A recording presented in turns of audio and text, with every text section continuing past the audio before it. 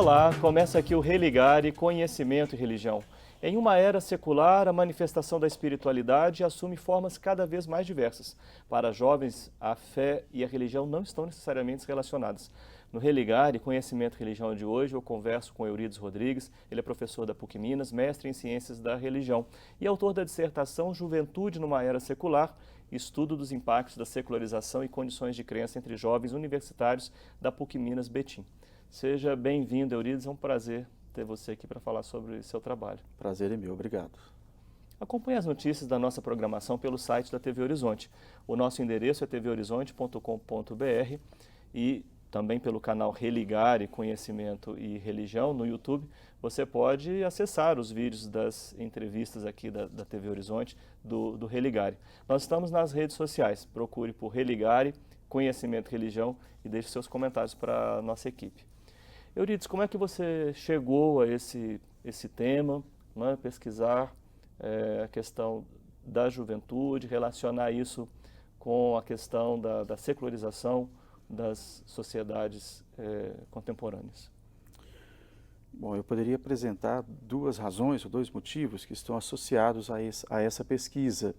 Bom, em primeiro lugar, eu trabalho com jovens desde 2003. Em segundo lugar, a minha formação anterior na área da filosofia, mesmo da teologia, a especialização na área das ciências da religião. Eu já vinha fazendo algumas leituras voltadas para essa temática da secularização, que é um tema sempre recorrente, sem contar que secularização é um tema contemporâneo, né? Ainda hoje se fala muito em secularização, né? Haja vista a obra do Taylor, praticamente quase 1000 páginas, refletindo e reconstruindo, né, propondo uma gênese da história do conceito de secularização, uma perspectiva naquilo que ele chama de cristandade latina, né? O Taylor, o escritor canadense Charles Taylor, o autor de Uma Era Secular. Você escolheu essa obra para se orientar no debate sobre esse tema? Sim, sim, Sim e escolhi. não. Sim e não, né? Foi uma sugestão do orientador, e ao mesmo tempo eu achei interessante, abracei a proposta por ser uma obra recente, né? Então eu acho que nós teríamos uma discussão bastante interessante com um autor que assumiu para si a tarefa de pensar algo que é extremamente complexo, como a secularização, e teve a coragem, né, vamos dizer assim, de publicar essa obra de peso, não só físico, mas também de conteúdo, sobre o tema da secularização. Você começa a sua pesquisa falando assim: o mero silêncio da crença não leva necessariamente à secularidade. Na sua avaliação, esse processo, ele é irreversível? Nós estamos passando por um processo de silenciamento apenas? Então, nos ambientes secularizados, um ambiente em que a secularização se apresenta como um fenômeno destacado, não é? É algo irreversível ou há um silenciamento, é algo passageiro? Bom, se eu bem entendi a proposta do Charles Taylor, para ele secularização não significa necessariamente menos religião. Isso porque ele entende religião como algo mais que pertencimento religioso. Então ele disse, olha, se nós imaginarmos que religião se restringe à pertença religiosa, a vínculo religioso, né, o estar participando de uma determinada tradição religiosa, ele vai dizer, aí sim nós vamos perceber que de fato houve uma redução significativa, principalmente se pensarmos no continente europeu, etc. Silêncio. Mas se nós pensarmos que religião significa toda e qualquer busca humana por algo mais, principalmente se pensarmos que o ser humano é um ser que busca sentido e que por causa dessa busca, né, ele acaba se esbarrando com algo mais, ele vai dizer, nós não temos menos religião. Então o silenciamento da crença necessariamente não significa menos religião nesse sentido. Sim, sim. Você, quando trabalha o Taylor, né, abraça a ideia dele, em parte você acolhe, né, a proposta dele de que nós não vivemos necessariamente um mundo com menos religião, mas as condições de crença se alteraram. O que aconteceu, ou o que acontece, né, no horizonte desse autor que você reconhece como uma realidade? Não? Uhum. Para Taylor, secularização é isto, novas condições de crença, não necessariamente menos religião. Entre os jovens, falando especificamente da experiência e da pesquisa feita entre os jovens da PUC Minas em Betim, essas novas condições de crença estão associadas a um processo de ressignificação da própria experiência religiosa e de Deus e da busca pelo próprio sentido, vinculados à própria interioridade desse jovem. Não mais uma busca vinculada às instituições, a caminhos, grandes caminhos previamente traçados, como a proposta cristã, ou a proposta, né, de Buda, ou mesmo a proposta islâmica. Então ele diz, olha, esses jovens vão compondo a sua própria experiência religiosa, né, nesse sentido, com muita autonomia, com muita liberdade, tendo em si mesmos, vamos dizer assim, um ponto de referência e de articulação dessa experiência. Sim. Você mencionou jovens em Betim, jovens universitários em Betim. Na abertura do programa também eu mencionei. Acho que é importante a gente destacar, principalmente quando a gente começar a falar dos dados da sua pesquisa, que nós estamos falando de um público específico, né? Você olhou para aquele lugar que é onde você atua, né? Na unidade da PUC Minas em Betim. Exatamente. Mas antes da gente falar desses dados, e ainda falando do Taylor, que orientou assim, seu pensamento sobre essas questões, uma questão que ele ajuda a pensar diz respeito a como que o tema Deus, ou o próprio tema religião, já foi, enfim, predominante, né, como modo de organização da sociedade, e hoje é um tema entre outros temas. A religião, as religiões são uma instituição, entre outras, uma opção, entre outras. Essa multiplicidade de opções, né, no contexto em que a religião, a fé, a crença se constitui como uma, entre outras opções, que novo desenho, né, apresenta para o mundo da fé e da religião, por exemplo? Uhum. Na sua obra, se eu entendi bem a sua pergunta, na obra Uma Era Secular, o Taylor ele faz como que ele desenvolve meio que uma gênese da história do conceito de secularização.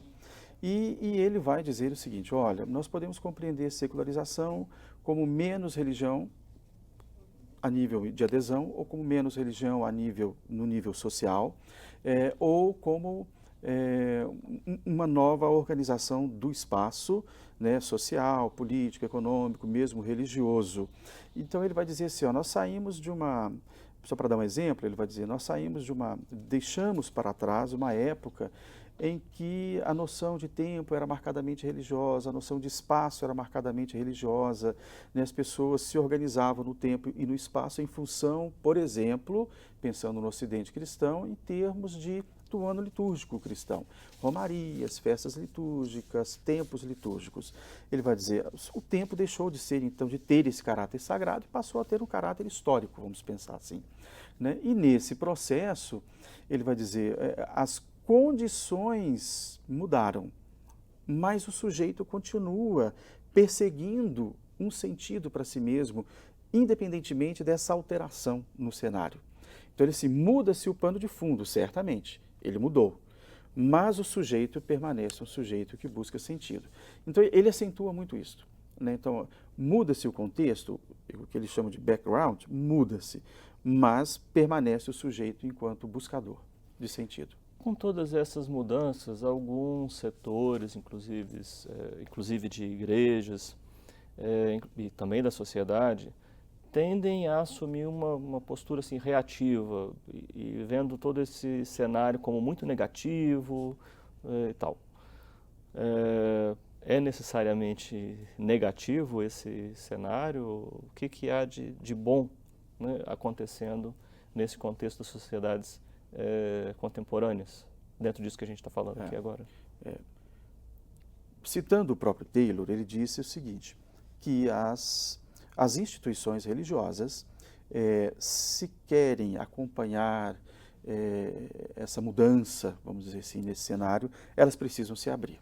Talvez um pouco daquilo que o Francisco vem dizendo, o Papa, né, Francisco, de uma igreja em saída, né? Então a igreja precisa sair e ir, pensando em igreja cristã, católica, né, sair e ir em direção a essa sociedade. Talvez dizer menos para si mesmo e dizer para os outros, para aqueles que estão lá fora, né, vamos pensar assim. Isso, ele, em vários momentos ao longo da sua obra, ele coloca isso, né, que a igreja precisa estar atenta. Ele se define como um filósofo cristão e tudo, então ele diz, olha, a igreja precisa estar atenta a essas mudanças e precisa se colocar a caminho, na direção, né, desse novo homem, dessa nova mulher, desse novo jovem, né, que está vivendo, né, vem fazendo uma nova experiência, né, que não cabe, vamos dizer assim, dentro da proposta até então apresentada e levada para esses jovens, vamos dizer assim, pensando no caso dos jovens, né? No próximo bloco nós vamos falar mais sobre os dados da sua pesquisa. Eu estou conversando com o professor Eurídice Rodrigues, ele é mestre em Ciências da Religião pela PUC Minas. Nós vamos fazer um breve intervalo e voltamos já.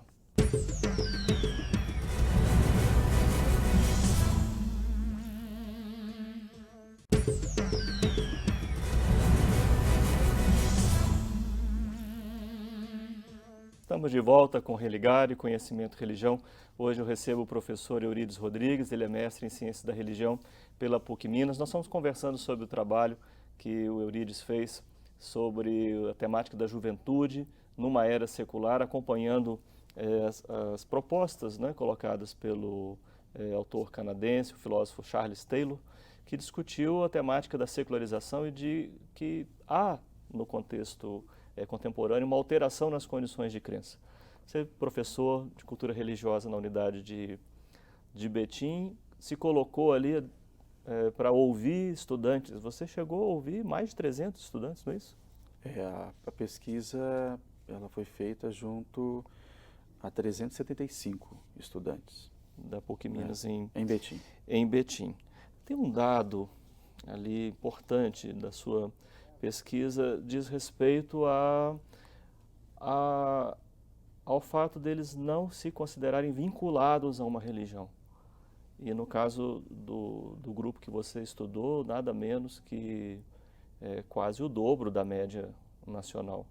14,9%, quase 15% dos jovens entrevistados se identificaram como não tendo religião. O que é que esse dado sugere, né, para você como pesquisador? Sugere que nós pode sugerir várias coisas. Sim. Né? A primeira questão é a transmissão religiosa familiar vem caindo. Então, o filho de peixe não é peixinho mais. Vamos pensar assim. Então, ou seja, a família, os pais não têm conseguido, não mais transmitem, conseguem fazer com que os filhos sigam a mesma religião deles. Esse seria o primeiro dado. Mas isso sinaliza, por outro lado, aquilo que já foi dito anteriormente pelo padre Alberto Antoniazzi, isso há algum tempo atrás, inclusive, é que o sem religião vem se tornando a terceira maior força religiosa no nosso país, né? E por se tratarem de jovens especificamente, nós poderíamos também pensar que trata-se de um momento ou de uma etapa na própria experiência, de amadurecimento, de revisão da própria tradição transmitida pela própria família, etc. Então, assim, as hipóteses aqui, nós poderíamos levantar várias hipóteses para tentarmos entender esse fenômeno. Para a pesquisa, esse dado ele vai confirmando a hipótese que nós tínhamos proposto para a pesquisa é de que existe que a busca pelo sagrado, a busca pelo transcendente, a busca pela experiência religiosa entre os jovens vai se constituindo paulatinamente numa espécie de religião mínima, ou aquilo que no nosso grupo de pesquisa é chamado de senso religioso, né? Uma espécie de vestígio, resquício de religião, nesse sentido. Então, que vai diminuindo. Exatamente, exatamente. Então, assim, ou seja, nós poderíamos pensar várias possibilidades, mas pensando especificamente na pesquisa feita e na hipótese que nós tínhamos de trabalho, seria isto, né?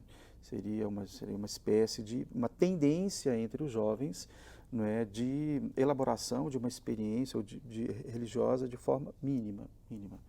E você, quando perguntou para os jovens sobre os motivos, né? Eles falam que não participam da religião porque não tem tempo ou porque se interessam por outros temas que não aqueles temas ligados ao conteúdo da prática religiosa. As igrejas têm falhado na sua aproximação aos jovens, né? O que acontece com a linguagem, com a prática, com a aproximação, com as estratégias de convencimento do discurso religioso, né, que não tem conquistado a adesão dos jovens?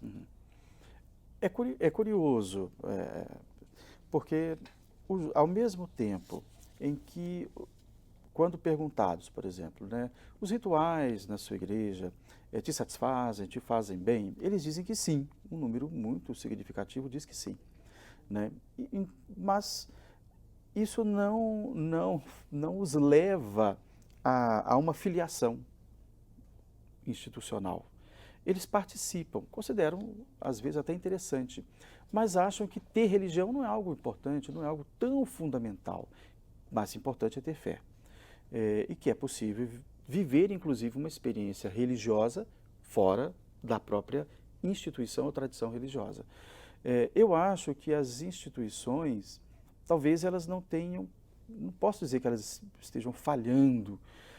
O que eu posso dizer é que nós temos um novo, talvez se descortinando diante dos nossos olhos.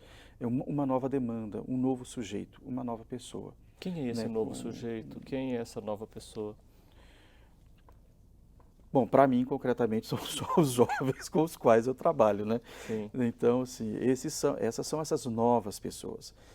Então, eu fico vendo, eu fico imaginando, nós temos uma tendência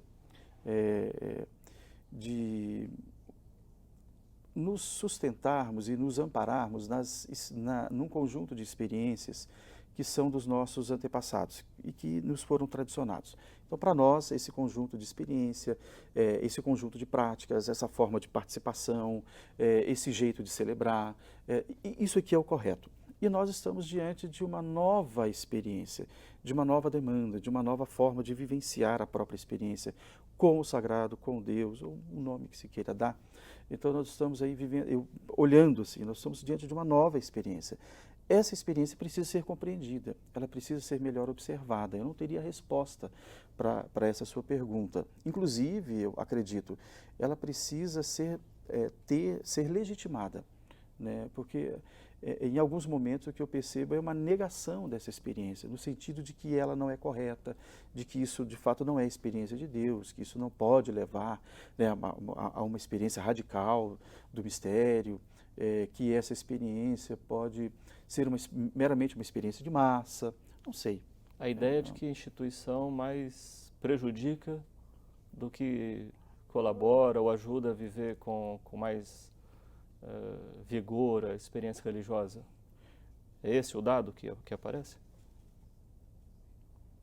Os jovens acreditam que a religião tem um papel importante, a religião enquanto instituição. Sim. Ela tem um papel importante a desempenhar na sociedade, seja a nível local, seja a nível mundial.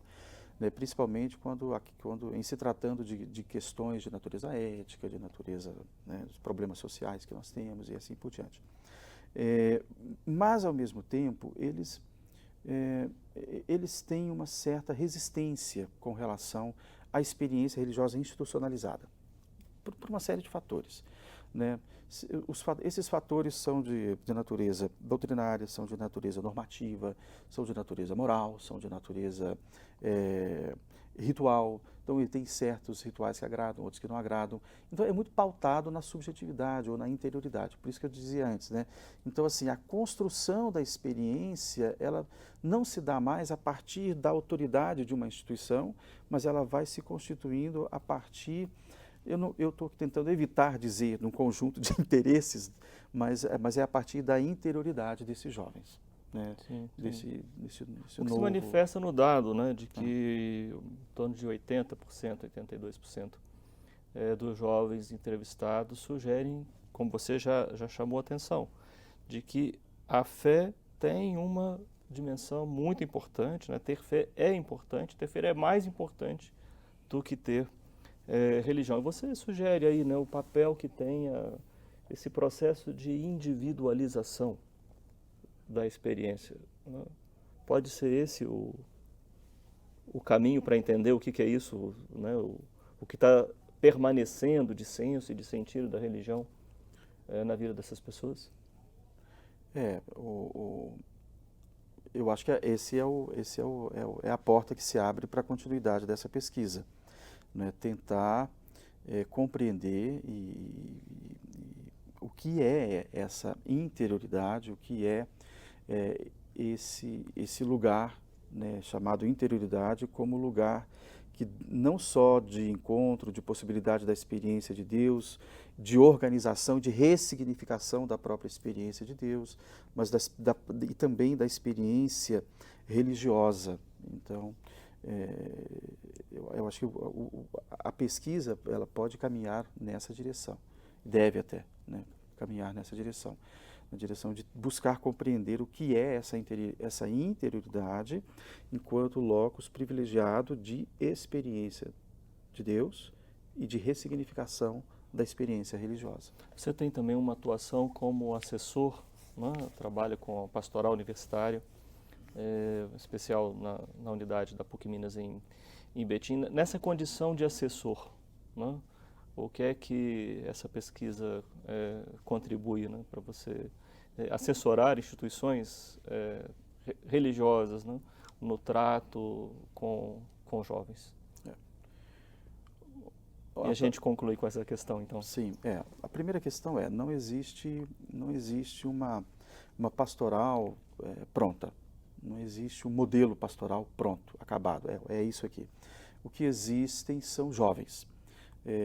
E o grande desafio, acredito eu, principalmente pensando em pastoral, junto à juventude, de um modo geral, pastoral universitária, é que nós, né, que trabalhamos com esses jovens como agentes pastorais, que nós nos abramos para essa nova, para escutá-los, para ouvi-los e para tentar compreender essa diversidade que muitas vezes não cabe dentro de certos modelos previamente concebidos do que deve ser uma pastoral universitária, do que deve ser uma pastoral da juventude.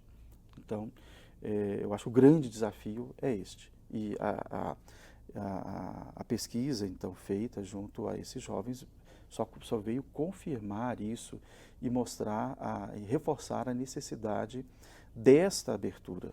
Quer dizer, o mais importante aqui são os jovens. São os jovens.